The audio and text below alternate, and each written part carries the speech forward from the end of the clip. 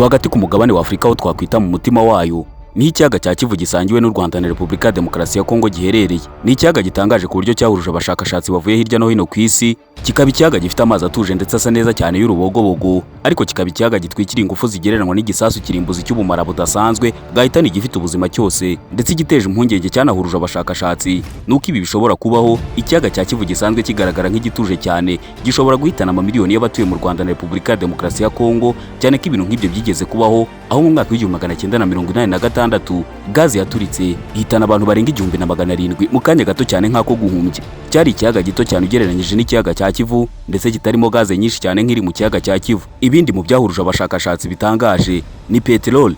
Nibyo, hari ibimenyetso bishingiye ku bushakashatsi bigaragaza ko mu kiyaga cya Kivu hashobora kuba harimo peteroli nyinshi. Imijyi ikomeye ku isi nka za Dubai n'ahandi yapfupfunutse nk'ibihumyo mu butayu mu gihe gito cyane. Nyuma y'uko havumbuye peteroli, ubukungu buratumbagira, abaturage barakira cyane. Ibi byose byavaga muri peteroli. Uratekereza byagenda bitu Rwanda ruramutse ruyivumbuye ndetse rugatangira gucukura peteroli mu kiyaga cya Kivu? Ibyo nibyo tugiye kurambura muri iki kiganiro, ndetse turebera hamwe ibintu bitangaje cyane ndetse byihariye ku kiyaga cya Kivu, harimo no kuba cyateza akaga katigeze kabaho ku baturage. Mirere Nzayikorera niko nitwa, iwacu stories niho uri kunyumvira. Kora subscribe tubone gutangira. Ese koko muri iki kiyaga cya Kivu hashobora kuba harimo peteroli? Niba ihari kuki itaracukurwa? Niba itaracukurwa ninde uzi impamvu? Uyu munsi tugiye gucukumbura amabanga atangaje abantu benshi batazi ku kiyaga cya Kivu. Reka duhere ku kuri kutavugwaho rumwe.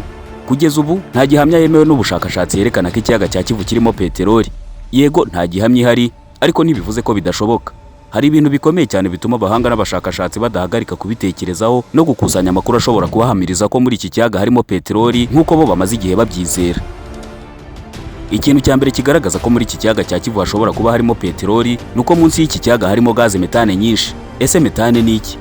Ni gaze iva mu bintu bimaze imyaka myinshi cyane munsi y'ubutaka, kandi akenshi aho igaragaye haba hari izindi ngufu nyinshi cyane mu butaka zishobora no kuba peteroli. Iyo ahantu hagaragaye metane nyinshi, abashakashatsi batangira kwibaza niba nta bindi bintu by'ingufu karemano biri munsi yayo, kuko akenshi ntibiri yonyine.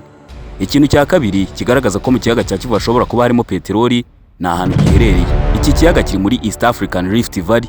Icyo bisobanuye nuko hari ahantu ku isi hazwi cyane ko habonekamo peteroli nyinshi. Ibihugu byinshi bifite amavuta na peteroli biri mu duce nk'aka ngaka gaherereyemo ikiyaga cya Kivu. Ese ibi bivuze iki? Bivuze ko ikiyaga cya Kivu giherereye ubwaho ku mubumbe w'isi ari ahantu hashobora kuba hafite amahirwe menshi yo kubyara peteroli. Ikintu cya gatatu kigaragaza ko mu kiyaga cya Kivu hashobora kuba harimo peteroli nuko iki kiyaga gifite ibyitwa layers. Izi layers nizo zivangura amazi n'ibindi binyabutabire. Ibi bituma amazi yo hejuru n'ayo hasi ativanga, bikanatuma ibintu bikorwa imyaka myinshi cyane munsi y'amazi cyangwa munsi y'ubutaka. Ingufu ziguma munsi y'amazi zidasohoka. Izi layers nizo zituma gaze metane iri mu kiyaga cya Kivu idakunze kuzamuka. Bivuze ko izi layers cyangwa ibyo twakwita udupfundikizo dupfundikira iyo gaze tukayibuza kuzamuka, ziramutse zidahari cyangwa zikangirika, gaze metane ishobora kuzamuka igateza akaga gakomeye cyane. Aha ni gaze biherereye, ni ahantu hashobora kubika hydrocarbone igihe kirekire cyane. Ariko reka tuvuge ukuri kudakunze kuvugwa ku kiyaga cya Kivu. Nubwo ibi byose bihari, ntabwo higeze habaho ibikorwa bifatika bigamije gushaka peteroli mu kiyaga cya Kivu. Impamvu zikomeye ibi bikorwa kugeza ubu bitaratangira ni eshatu. Impamvu ya mbere ibikorwa byo gushaka peteroli yo mu kiyaga cya Kivu bitarakorwa ni akaga gakomeye cyane bishobora guteza. Ikiyaga cya Kivu ntabwo ari ikiyaga gisanzwe. Munsi yacyo harimo metane nyinshi na carbone dioxide nyinshi cyane. Ibi bishobora guturika cyane nk'igisasu kirimbuzi. Yego, bishobora guturika. Ibi byigeze no kubaho ku kiyaga cyitwa Lake Nyos cyo mu gihugu cya Cameroon mu majyaruguru y'uburengerazuba bwacyo. Ni mu gace k'imisozi miremire y'ibirunga, kikaba ari n'ikiyaga cyakozwe n'ikirunga. Neza neza kiri ahantu hameze nk'aho ikiyaga cya Kivu giherereye, imisozi n'ibirunga. Lake Nyos ni ikiyaga kizwi cyane ku isi kubera ibyabaye mu mwaka w'1986 ubwo gazi ya carbone dioxide yasohotse mu buryo butunguranye ihitana abantu barenga 1700 mu kanya gato cyane, ndetse n'amatungo menshi arahagendera. Iyi gaze yarasohotse ihitana igihumeka cyose yahuraga nacyo. Ni igikorwa cyiswe limnic eruption, bivuze guturika kwa gaze mu kiyaga. Tekereza ibintu nk'ibi biramutse bibaye ku kiyaga cya Kivu, abantu babarirwa muri za miliyoni baba bari mu kaga gakomeye cyane. Gucukura peteroli mu kiyaga cya Kivu bishobora guhungabanya layers z'iki kiyaga twakomojeho, bishobora gutuma gaze izamuka mu buryo butagenzuwe. Ibi ni risk itoroshye cyane kwemera. Icya kabiri mu bituma nta bikorwa bifatika byo gushaka gaze iri mu kiyaga cya Kivu birakorwa ni ikiguzi cyo hejuru cyane. Gucukura peteroli hano bisaba tekinoloji ihanitse cyane, amafaranga menshi cyane, ubushakashatsi bw'imyaka myinshi ishobora no kurenga 10. Ntabwo ari umushinga woroshye na gato. Icya gatatu ni politiki. Iki kiyaga gisangiwe n'u Rwanda na Repubulika ya Demokarasi ya Kongo. haramutse habonetsemo peteroli hashobora gusigara hatekerezwa uburyo izagirira inyungu ibihugu byombi, uzayicunga, hakanibazwa niba bitateza amakimbirane hagati y'ibihugu byombi bisanzwe birebana y'ingwe. Ariko reka twibaze ikintu gikomeye cyane, ese peteroli iramutse ibonetse mu kiyaga cya Kivu niki cyahinduka ku Rwanda? U Rwanda rushobora kuzamura ubukungu bwarwo mu buryo budasanzwe, u Rwanda rushobora gutanga amashanyarazi ahindutse ku baturage bose, guha urubyiruko rwinshi akazi, kubaka ibikorwa remezo biri ku rwego rwo hejuru cyane nk'ibigaragara mu bihugu bisanzwe bikungahaye kuri peteroli. Muri make igihugu cyahinduka mu buryo bwihuse cyane. Ariko buri gihe siko ibintu bihita bigenda neza ngo nuko igihugu runaka kivumbuye peteroli, kuko hari n'ingaruka zikomeye cyane zishobora gukurikira iyo peteroli. Ibyo byitwa resource scarce mu ndimi z'amahanga. Ibihugu byinshi bifite amavuta, abaturage baracyari mu bukene, ruswa iriyongera, umutungo ntugere kuri bose. Akenshi havutse imitwe yitwaje intwari igamije kurya kuri iyo peteroli, ahandi havuka intambara z'urudaca zishingiye ku bugenzuzi bw'uwo mutungo kamere ufatwa nka moteri y'isi. Peteroli ishobora kuba umugisha cyangwa ikaba umuvumo, ariko hamwe n'ubuyobozi buhamye bw'u Rwanda twizeye ko niba ikiyaga cya Kivu gipfundikiye umutungo nk'uwo uzabera abanyarwanda umugisha wo kubabera umuvumo. Ikiyaga cya Kivu gisanzwe gifite peteroli yacyo.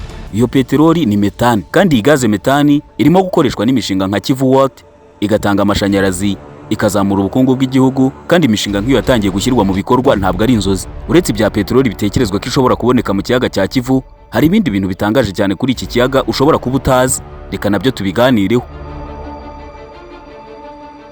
Ikintu cya mbere kidasanzwe ku kiyaga cya Kivu nuko munsi yacyo harimo bombe itagaragara. Yego wabyumvise neza, harimo bombe itagaragara. Ni kimwe mu bintu bituma ikiyaga cya Kivu kidasa n'ibindi biyaga byose byo ku isi. Munsi y'amazi yacyo harimo metane nyinshi cyane, carbone dioxide nyinshi. Iyi gazi iri mu buryo bwihariye cyane kuko amazi yo hejuru n'ayo hasi ntajya yivanga, byitwa stratification. Bivuze ko iyo gazi ikomeza gufungiranwa munsi y'ikiyaga bikamera nk'aho ari gazi ipfundikiriye mu icupa, ku buryo riramutse rimenetse bishobora guteza akaga gakomeye cyane. Ikibazo gikomeye ni iki: niba hari ikintu gihungabanyije iyo balance nk'umutingito, igikorwa cya muntu nko gucukura iyo peteroli cyangwa kuyishakisha, cyangwa ihindagurika rikomeye ry'ikirere, iyo gazi ishobora kuzamuka vuba cyane igateza ibyitwa gas eruption nk'ibyabaye ku kiyaga cya Nyos twagarutseho muri Kameruni, bikaba byagira ingaruka ku baturage benshi. Ikiyaga cya Kivu gifite gaze nyinshi cyane kurusha ikiyaga cya Nyos, akaba ari nayo mpamvu abahanga bagifata nk'ahantu hagomba gukurikiranwa cyane. Ikintu cya kabiri gitangaje cyane ku kiyaga cya Kivu nuko iki kiyaga ariyo batiri y'ingufu y'u Rwanda, methane energy. Nubwo iyo gazi ishobora guteza ibyago bikomeye, ikiyaga cya Kivu n'undi mutungo ukomeye cyane w'u Rwanda, ni isoko y'ingufu zisubira. Metane iri munsi y'iki kiyaga ikurwamo, igatunganywa, igakoreshwa mu gutanga amashanyarazi. Ikindi kintu gitangaje kuri iki kiyaga nuko gicumbikiye ubuzima bwihariye bw'amafi. Ni amafi mato yamamaye nk'isambaza.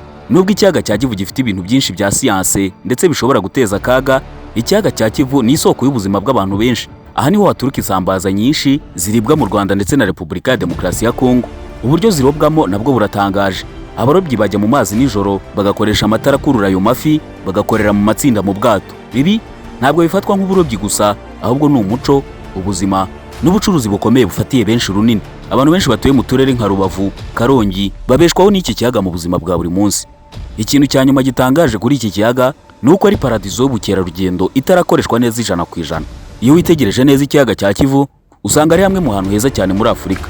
Ni ikiyaga gifite amazi asukuye kurusha byinshi, gikikijwe n'imisozi itangaje, gifite inkombe nziza cyane ziriho umucanga wo kuruhukiraho. Ahantu nko mu karere ka Rubavu hazwi nko ku Gisenyi, ndetse no mu karere ka Karongi ni ahantu heza cyane ho kuruhukira, gufatira amafoto ndetse n'ibindi nk'ibyo. Ariko kuri guhari nuko ikiyaga cya Kivu kitarakoreshwa neza 100% mu rwego rw'ubukerarugendo nk'uko byakagombye. Ni ikiyaga gifite umwihariko wo gukurura ba mukerarugendo benshi cyane ku isi no kuzamura ubukungu bw'igihugu. Ikiyaga cya Kivu si ikiyaga gisanzwe, ahubwo ni ahantu hashobora guteza akaga gakomeye, ni ahantu hafite umutungo kamere ukomeye, ni ahantu huzuye amahirwe atarakoreshwa neza. Ni nk'ibanga rinini riri hagati y'u Rwanda na Repubulika ya Demokarasi ya Kongo. Ndagushimiye wowe ubanye natwe kugeza ku musozo, nkwibutsa gukora subscribe kugira ngo utazajya ucikwa n'ibiganiro nk'ibi tubagezaho.